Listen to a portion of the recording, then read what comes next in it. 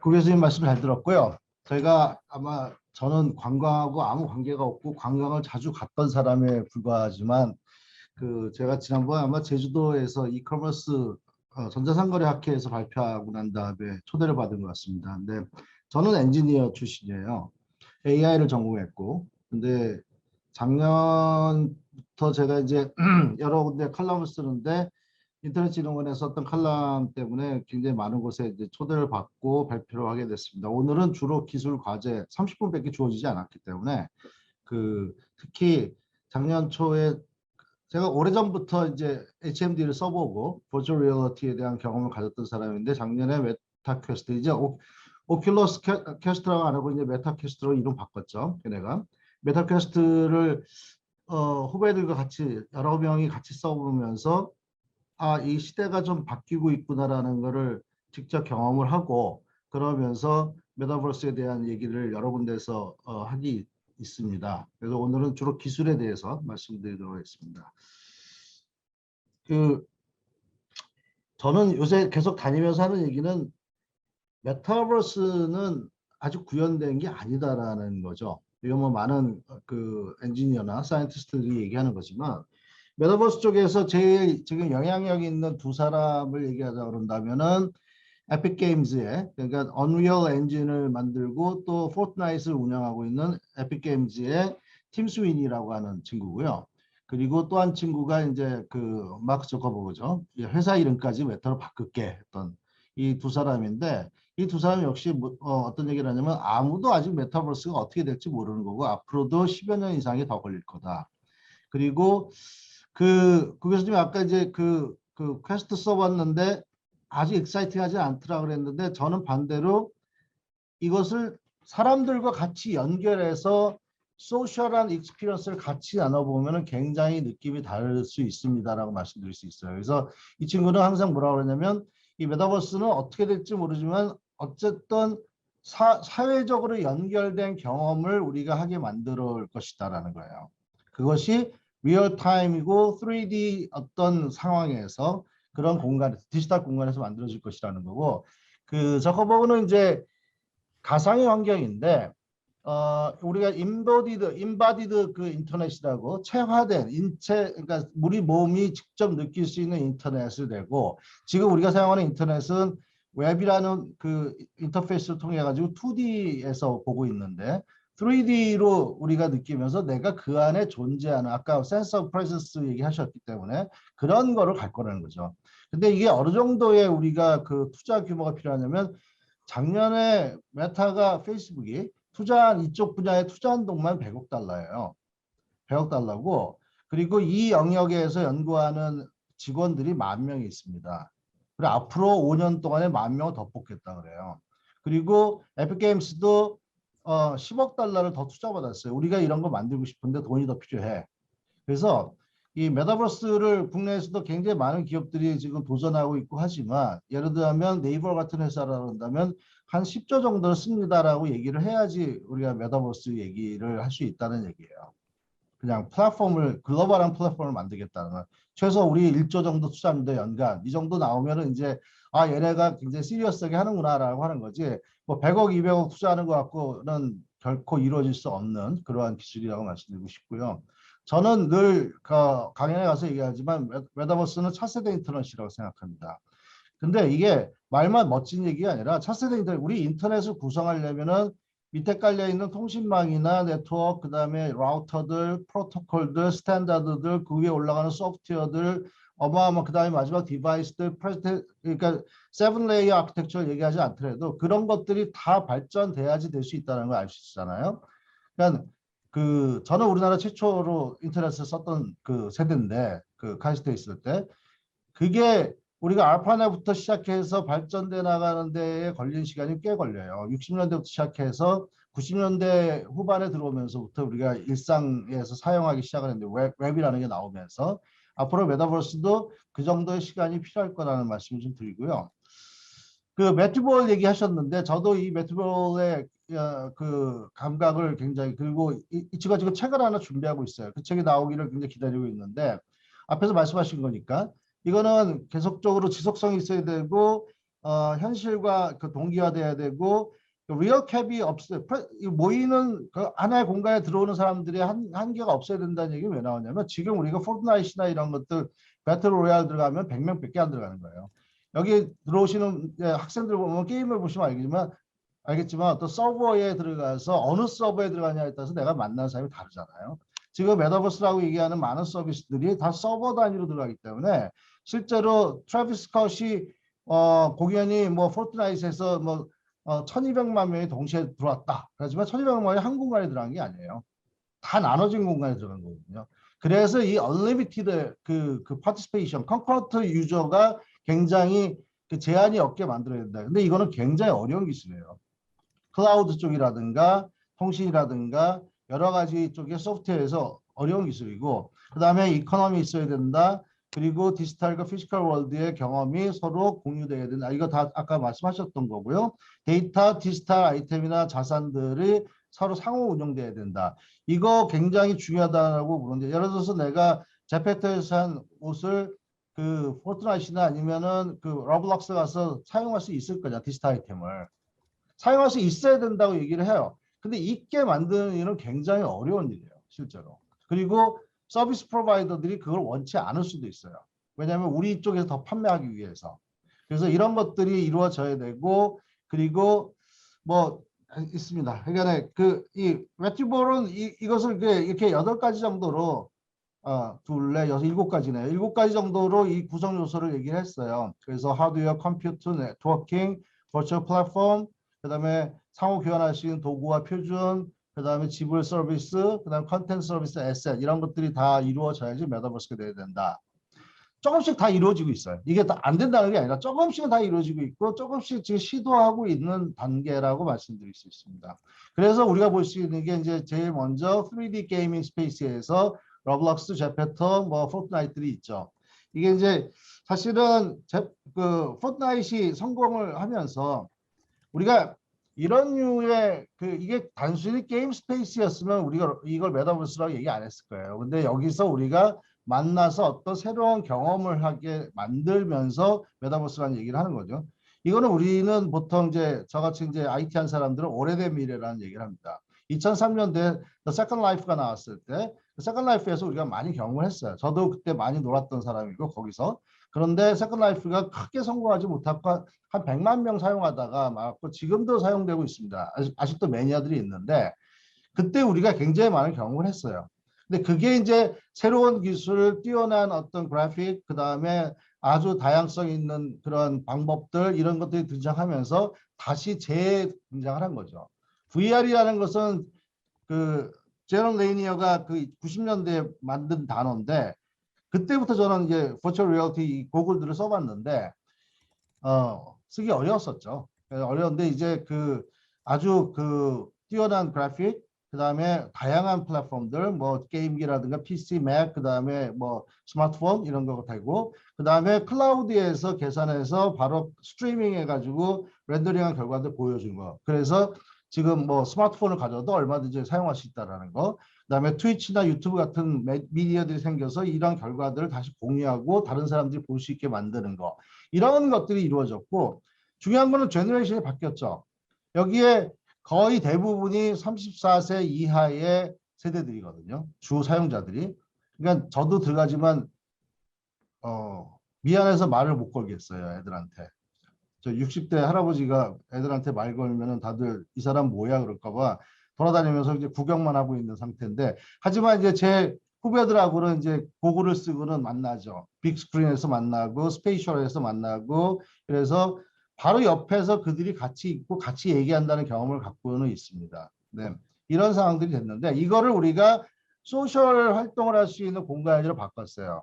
페이스북 호라이즌이라고 하는 플랫폼을 만들고 그다음에 포트나잇에서는 파티 로얄이라는 걸 만들어서 거기서 공연을 하고 무슨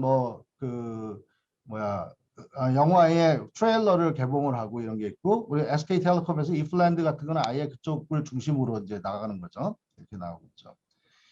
요게 이제 호라이즌이 메타가 새로 이번에 공개하는 호라이즌이라고 하는 플랫폼인데 데모 잠깐만 볼까요? Welcome to a place of limitless possibilities.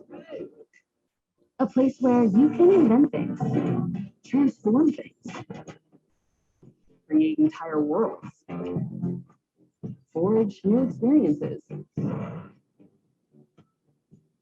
work with others.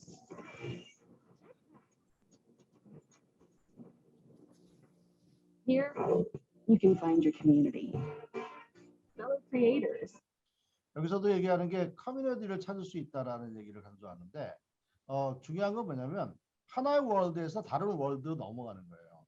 근데 우리가 지금 인터넷을 보면 하이퍼링크를 통해서 하나의 자료에서 다른 웹페이지로 넘어가죠. 클릭해서 링크를 통해서 넘어가거든요. 그리고 이게 하이퍼링크라고 이제 하는 개념이고 그것이 이제 그 월드와이드 웹을 만들면서 팀 버너스-리 경이 이제 그 만들어낸 방법인데 물론 그 개념은 예전부터 있었지만 근데 이 3차원에서는 우리가 뭘 생각해야 되냐면 하이퍼 포털을 만들어야 돼요. 하나의 공간에서 다른 공간에 이동하는 것을 어떻게 자연스럽게 하게 만들 것인가. 그 방법이 무엇이고 어떻게 이 다양한 버추얼 월드들이 연결되게 만들 것인가라는 거예요. 이것이 이제 누군가가 이제 만들어내겠죠. 제대로 만들어내면 우리가 이제 스타트랙이라든가 이런 데서 그런 그 텔레포팅하는 거, 빔미업 딱 해가지고 하잖아요. 이런 것들이 그러니까 그 저커버그는 아주 오래 전부터 이 얘기를 많이 했어요. 그리고 마이크로소프트도 우리는 이 텔레포테이션을 이렇게 가는 거지 진짜 사람을 분해해서 양자 컴퓨팅을 해서 보내가지고 재조립하고 이런 그것이 아닐 것이다. 이렇게 갈 것이다라는 거죠. 이 텔레포테이션 하게 만드는 그런 방법들이 이제 나올 거고요.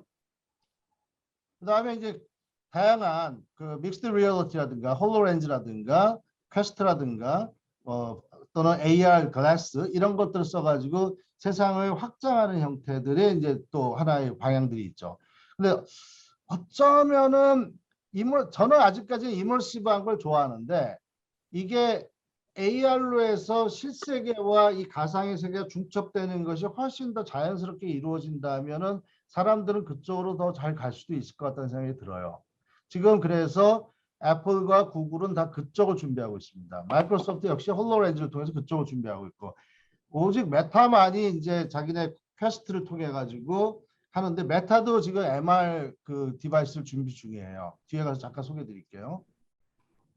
그러면 우리가 이런 것들을 만들어내면 여기서 이제 스마트 관광하시는 분들은 이런 플랫폼을 어떻게 잘 활용할 것인가 생각해야 되지만 IT 엔지니어들은 자 이런 것들을 우리가 어떻게 만들어낼 것인가라는 이제 과제가 있는 거예요. 그래서 스마트폰 쪽에서는 AR 코어라든가 AR 키트 같은 게 있었고 언리얼 엔진과 유니티 엔진 같이 3D 게임 엔진들을 잘했던 쪽에서 우리나라 이제 제페토 같은 거는 이제 유니티 갖고 만들었거든요. 그래서 이런 거 우리나라의 대부분의 지금 메타버스는 유니티 갖고 만든 게 굉장히 많습니다. 그 다음에 엔비디아가 얘기하는 옴니버스 정말 그 실세계와 유사한 상태의 얘네들은 뭐라 하냐면 그 메타버스 포 엔지니어예요. 엔지니어들을 위한 메타버스라고 그러는데 굉장히 뛰어난 그다음에 마이크로소프트의 메쉬 그리고 메타의 호라이즌 플랫폼 이런 것들이 계속 등장을 합니다. 근데 이런 것 기술들이 우리나라가 제일 약한 기술이에요. 어떤 플랫폼 소프트웨어를 만드는 기술 자체는. 그다음에 아까 강조했듯이 수많은 디바이스들이 그 성능이 낮은 것부터 성능이 높은 것까지 있기 때문에 이것을 다 그 안에서 계산할 수가 없어서 클라우드 서버에서 계산을 다 해서 렌더링을 한 다음에 렌더링한 결과를 스트리밍하는 방법을 하거든요.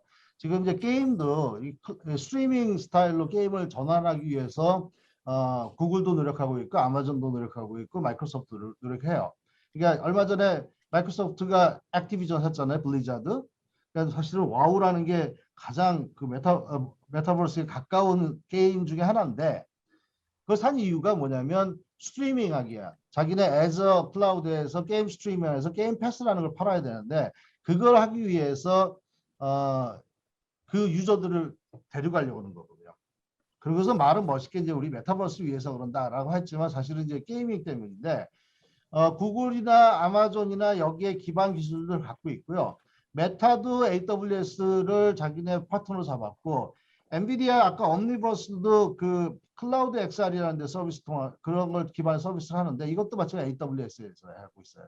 그래서 마이크로소프트가 애저 기반의 그 플랫폼이나 서비스들을 많이 만들어내려는 거고 게임 스튜디오들을 잔뜩 인수를 해가지고 그 기반으로 발전하려는 게 하나 있어요. 또 하나는 그 줌과 대응하는 팀스라는 그 서비스를 메쉬라는 환경을 해서 그 아바타와 리얼 피플이 같이 만나는 공간을 만들어냈죠. 그건 뭐 데모가 많이 있으니까 이그나이트에서 공개한 데모들 있으니까요.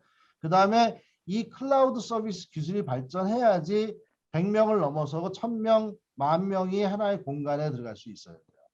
저는 이제 레디 플레이 원이라는 영화를 다 많은 분들이 보셨을 텐데 거기 보면 마지막에 공성전 벌리잖아요. 그때 어마어마한 사람들이 아바타로 거기에 달려드는데 저 그거 보면서 저거 어떻게 서비스하지? 그죠. 저 막대한 트래픽을 어떻게 감당하지? 그러니까 거기에 나오는 게 오아시스라는 그 서비스 엔진 플랫폼인데 걔네들이 그런 걸 만들어낼 수 있어야만 되는 거예요. 그렇지 않으면은 다 공소전 한다고 그러지만 자기가 만나는 애들은 굉장히 소수 애들만 만나는 거거든요. 실제로 우리는. 그래서 그 미디어에서 얘기하는 거를 미디어가 이걸 굉장히 많이 왜곡을 하거든요. 수천만 명이 한 군데 들어가는 것처럼. 절대로 아니에요. 게임 하시는 분들 잘 아실 거예요. 예. 저는 요새 안 하지만. 예. 그 다음에 뭐가 필요하냐면 아까 이제 크리에이터 경제가 있는데 얘들이 굉장히 그 자기가 원하는 것들을 만들어낼 수 있는 그래서 그 러블록스에서 팔렸던 게 그 구찌백이었죠. 구찌백의 실제 백은 3,500불인데 가상의 백은 4,100불에 팔렸거든요. 이 이해할 수 없는 상황을 만들어내기에 멋진 스튜디오들이 있어야 돼요. 이거를 제작할 수 있는 툴들. 이것만을 잘 만들어도 어쩌면 또 하나의 도전이 될 수 있어요. 그래서 각 서비스들은 포트나잇이 됐던 아니면 러블록스가 됐던 그다음에 호라이즌이 됐던 제페토 왼쪽 아래가 제페토인데 이런 것들을 제작할 수 있는 도구를 잘 만들어줘야 되고 실제 지금 제페토에서는 한 달에 1,500만 원을 버는 사람이 있습니다. 이런 것들을 잘 만들어 팔아가지고 네. 또 새로운 또 돈을 벌 수 있는 기회입니다. 그 다음에 이 다양한 앱들 그 메타버스든 VR, AR용 앱들이 또 따로 있거든요. 이 앱스토어들을 만들어내는 게 있어요. 그래서 오큘러스 스토어, 바이브 포트, 유튜브 VR, 웨어 VR 뭐 이런 것들의 마켓플레이스들이 또 등장하고 있고 이런 것들이 얼마나 사용하기 좋거나 아니면 좋은 품질의 컨텐츠가 있으면은 여기서 더 많은 사람들이 몰리겠죠. 저는 코로나 때문에 제가 매년 두세 번의 해외여행을 가는데 못 가가지고 이거 갖고서 많이 다니는데 뭐 360도 비디오로만 해도 많은 경험을 거기서 볼 수 있죠. 런던도 갔다 왔다가 뭐 바이칼 호스도 갔다 왔다가 그러고 있는데 예. 최소한 그 정도만이라도 관광할 수 있을 것 같아요. 그리고 제가 오늘 뭐 NFT나 그 블록체인 얘기는 일부러 좀 뺐어요. 근데 어쨌든 NFT가 이 메타버스를 위한 새로운 경제 시스템의 어떤 기반을 만들어낼 수 있다라는 그 기대는 있습니다. 분명히 있고요. 하지만 아직은 버추얼 커런시들, 러벅스라든가 V벅스라든가 코인이라든가 이런 것들이 있고 이런 애들이 지금 그 멀티 빌리언의 돈을 쓰고 있습니다. 멀티 빌리언의 돈을 쓰고 있고요. 그 다음에 러블록스 같은 경우에는 게임이라기보다는 게임을 만들기 위한 게임 플랫폼이에요. 그래서 거기에는 200만 명이 약 5천만 개의 게임을 만들었어요. 우리나라에서 오징어 게임 그 넷플릭스에서 유행하자마자 바로 일주일 안에 수십 개, 수백 개의 게임이 등장을 합니다. 애들이 만든 거. 그게 다 스튜디오를 통해서 만들고 있거든요. 그래서 이런 것들이 이루어질 수 있는 어떻게 하면 200만 명 이게 왜 중요하냐면 우리가 인스타그램을 쓰거나 그 다음에 페이스북을 쓰거나 하면은 광고를 통해서 돈을 받을 수 있는 경우는 있지만 유튜브나 만든 사람들이 돈을 벌 수 있는 방법이 별로 없었어요. 실제로. 그러니까 우리는 그 페이스북은 돈을 엄청 버는데 거기서 우리는 돈을 그러니까 이게 무료로 쓰잖아요. 우리가 다 앵벌이 해가지고 올려가지고 컨텐츠 올리고 나면 걔네들이 돈을 벌거든요. 그러니까 이거는 굉장히 왜곡된 경제라고 보는 거예요. 제롬 레이니어 그 버추얼 리얼리티를 만든 친구가 굉장히 이걸 강조하죠. 어떻게 하면 우리도 그 돈을 같이 벌 수 있게 만들 거냐. 그거 해결되지 않으면 이 경제는 플랫폼 경제는 진짜 착취 경제다라고 얘기를 하거든요. 근데 이제 이 메타버스는 너희도 돈을 벌 수 있어. 여기에 와서 하면서 너희도 큰 돈을 벌 수 있게 만들어줄게. 누구나 다. 이게 팀 스위니가 에픽게임즈의 팀 스위니가 굉장히 많은 엔지니어나 크리에이터들한테 열광적인 지지를 받는 이유예요. 실제로. 팀 스위는 그런 면에서 굉장히 앞서가는 친구고요. 애플하고도 그것 때문에 저거 했죠. 애플이 30% 뛰어가는 거 인앱 결제에서 말도 안 돼서 하지 말고 소송해가지고 애플이 물러났잖아요. 그러니까 그리고 그 팀 스위니가 우리나라에서 왜 구글법 만들어가지고 다른 데서도 팔 수 있게 하고 결제할 수 있게 해야 된다 그랬을 때 그날 바로 트위터에 내가 팀 스위니가 뭐냐면 나는 오늘부터 코리안이다 그랬어요. 그러니까 나는 오늘부터 한국이냐 뭐 이랬는데 그 친구의 글을 많이 보시면 좋을 것 같아요. 예, 메타버스에 대해서는 그 친구, 그다음에 매트볼, 그다음에 저커버그 얘네들이 그 얘기하는 게 가장 그 맞는 얘기고요. 네, 네, 그렇습니다. 얘기가 좀 길어졌습니다. 그리고 어쨌든 리얼 스테이트 이 가상 공간을 팔아먹고 하는 것들이 좀 있는데 좀 조심했으면 좋겠어요. 가상 공간을 파는 게 아니라 우리는 여기서 경험을 해야 되거든요. 제가 이제 여기 메타버스 오늘 얘기하면서 인더스트리 애플리케이션들을 좀 뺐는데 예를 들어서 나이키라든가 뭐 샤넬이나 코카콜라나 아니면 터미 힐피거 이런 애들이 여기다가 뭘 만들면 또는 반스나 이런 애들 만들면 그냥 샵을 만드는 게 아니에요. 지금 우리나라 지자체들이 메타버스라는 공간에다가 아직은 아니지만 메타버스가 아니지만 어쨌든 이름을 그렇게 부르고 있으니까 하셨는데 거기다가 뭘 많이 만들어요. 그거 다 한대요. 그 공간의 의미가 아니에요. 거기서 무슨 경험을 하게 만들 거냐는 거예요. 그래서 다른 회사들은 거기서 새로운 경험을 하게 만듭니다. 반스는 스케이트보딩을 하게 만들고 터미 힐피거는 스키장을 만들어 가지고 사람들의 반응에 따라서 매일매일 스키장을 변화시켜요. 그러니까 이러한 경험을 어떻게 소셜리 커넥티드한 익스피리언스를 어떻게 만들 거냐 중요하지. 거기다가 무슨 공간을 만들고 무슨 방문 뭘 만들고 얼마 어저께 뉴스 나왔죠. 유통점들이 뭐 샵을 만들었는데 아무도 없더라. 왜? 가서 내가 새로운 경험을 하고 사람들을 만나고 끌어들이고 할 게 없으면 그거는 아무 의미가 없는 거예요.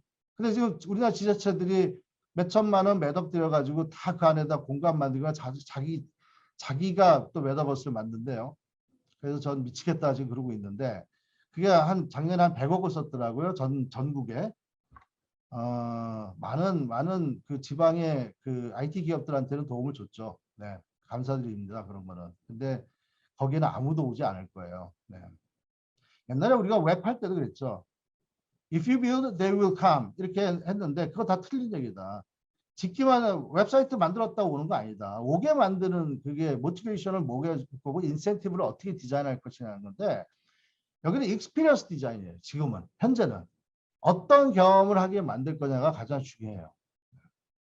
그래서 부교수님 같은 분들이 관광이란 개념을 잘 이렇게 만들어서 이렇게 가이드를 해주셔야 되는 거지. 그냥 3D 그래픽 잘 이용해서 툴 이용해서 멋지게 만들었다고 사람들이 올 거라고 생각하면 오산이라는 거죠. 그 다음에 네트워크, 커뮤니케이션 이게 빨라져야 된다. 딜레이 없는. 그래서 실제로 지금 인터넷은 리얼타임 인터넷이 아니에요. 지금 인터넷은 원래 만들어질 때 핵 공격이 와도 그 문제가 없는 그러한 네트워크를 만들려고 만들었기 때문에 TCP/IP라는 네트워크 그 프로토콜을 만들어서 그런 안정성을 더 중요하게 봤기 때문에 만들었는데 지금 이게 이쪽은 정말로 딜레이가 레이턴시가 없어야 되거든요. 그래서 이제 5G나 6G로 가야지만 지금의 인터넷이 아닌 모바일 그 인터넷 엣지 컴퓨팅과 연결돼야지 될 것이다라는 얘기를 하는 거고요. 홀로그램으로 가려면은 5G로도 안 됩니다. 그래서 홀로그램 수준으로 가려면 6G로 해야 되고요. 스타워즈에 나오는 홀로그램 수준도 아직은 좀 어려운 건데 아주 제한된 공간에 되지만 그 스타트rek의 홀로덱 정도가 자연스럽게 이루어져야 되는데 제가 이런 얘기를 하면은 학생들이 다 알아들어야 되는데 아까도 92년도에 나온 스노우 크래시 얘기, 닐 스티븐슨 얘기하면 거기서 메타버스라는 말이 나왔습니다 그러는데 그 책을 읽은 사람은 하나도 없다라는 걸 제가 항상 발견하거든요. 다시 나왔습니다. 그게 원래 그 절판됐다가 요새 인기에서 다시 나왔고 2권으로 나왔거든요. 제가 광고를 하자면 제가 책방을 하고 있기 때문에 심심풀이로 여기서 팝니다. 와서 사시면 됩니다. 네, 됐고요. 하드웨어가 아직 개선될 게 되게 많아요. 아직도 하드웨어가 무겁고 그다음에 자연스럽지 않고 딜레이가 있고 그다음에 또 그 다음에 그 뭐 5G나 6G로 가려면 6G로 해야 되고요. 5G나 6G로 가려면 6G로 해야 되고요. 그다음에 그다음에 그 몸 동작과 이 연결되는 데에 약간의 그 문제점이 있어요. 그다음에 눈동자의 위치 이런 것들을 정확히 찾아가는 문제들이 있고요. 그래서 이것들이 아마 한 5년 안에 좀 더 개선되고 이럴 거라 보고 있고요. 그다음에 그 메타드 프로젝트 캠브리아라고 그래가지고 그 혼합 현실 쪽으로 가고 있고 구글이 프로젝트 아리스라는 걸 또 만들고 있습니다. 근데 결국은 이제 뭐냐면 애플이 뭐 내놓을 거냐는 거예요. 애플이 AR 글래스를 준비하고 있다는 소문은 뭐라죠? 그 굉장히 널리 알려졌는데 올해 나올 줄 알고 기대했는데 올해 못 나온대요. 그러니까 많은 사람들이 또 실망했어요. 제가 삼성 출신이라서 삼성 애들 만나서 보면 미치겠대요. 애플이 뭘 내놔야지 우리가 쫓아가는데 이놈의 애플이 뭘 안 내놔가지고 뭘 어떻게 해야 될지 모르겠다는 거죠. 그래서 지금 AR 글래스는 애플이 뭔가 기술적 혁신을 통하고 디자인 혁신을 통해서 내놔야지 이게 매스 마켓으로 갈 수 있는 가능성이 있을 거다라는 게 대부분 다 얘기해요. 그 정도로 애플의 여비가 중요하죠. 근데 어쨌든 대표님, 지금 약 3분 정도 남았습니다. 알겠습니다. 그 메타의 퀘스트 2는 작년에 1000만 대 팔렸어요. 40만 원대니까 여러분들 그 핸드폰보다 스마트폰보다 쌉니다. 스마트폰 그 개비하기 전에 그거 하나 장만하시고 써보시는 게 좋을 것 같아요. 근데 소니 VR도 나왔는데 소니 VR이 더 많이 팔렸다는 얘기도 있어요. 실제로. 그다음에 이제 그 우리 눈에다가 라이트 필드라는 기술을 이용해 가지고 정말 실제처럼 보이는 영상을 만드는 기술이 있어요. 구글의 프로젝트 스타라인이라는 건데 이건 진짜 내 앞에 이 사람이 존재하는 것처럼 3차원으로 보여주거든요. 이런 기술도 있습니다. 이런 기술, 이런 프로젝트도 있고요. 앞으로 더 해야 될 일. 네, 마지막 슬라이드에 가까운 건데 어쨌든 이게 하나의 그 회사가 주도할 게 아니기 때문에 굉장히 다양한 메타버스들이 등장하기 때문에 이거를 어떻게 개방형으로 만들 건가. 그리고 아까 말한 대로 대규모 사이즈로 어떻게 만들 거고 그다음에 하나의 공간에서 다른 공간으로 어떻게 이동하게 만들거나 서로 상호작용하게 만들 건가. 그리고 사람과 구별할 수 없는 메타 휴먼이나 AI가 등장할 텐데 이런 것들과의 관계 그리고 사이버네틱스의 개념으로 새로운 인터페이스. 지금 아직 부족한 게 뭐냐면 저거예요. 터치감이에요. 조작감. 그러니까 이거 지금 우리가 컨트롤러 갖고 해도 또는 손을 갖고 해도 이 안에 있는 오브젝트를 내가 잡았을 때의 느낌 이런 것들이 아직 굉장히 부족하거든요. 그래서 이거 해야 되고요. 뭐 아까 말했대로 마지막 데모를 하나 보여드릴게요. 이게 뭐냐면 지금 AI 기술 중에서 음성 인식과 그다음에 자연어 생성, 그다음에 음성 생성 기술을 동원하면 어떤 게 만들어질 수 있냐면 이 오른쪽 하단에 있는 사람이 이제 뭘 물어보면 I'm already late and my boss will punish me if I show up even later. Please leave. I can't help you right now. Where do you work? 약간 딜레이가 있는 거 프로세싱 하는 것 때문에요. I work at City Hall. It's a government book. 요거는 Doug.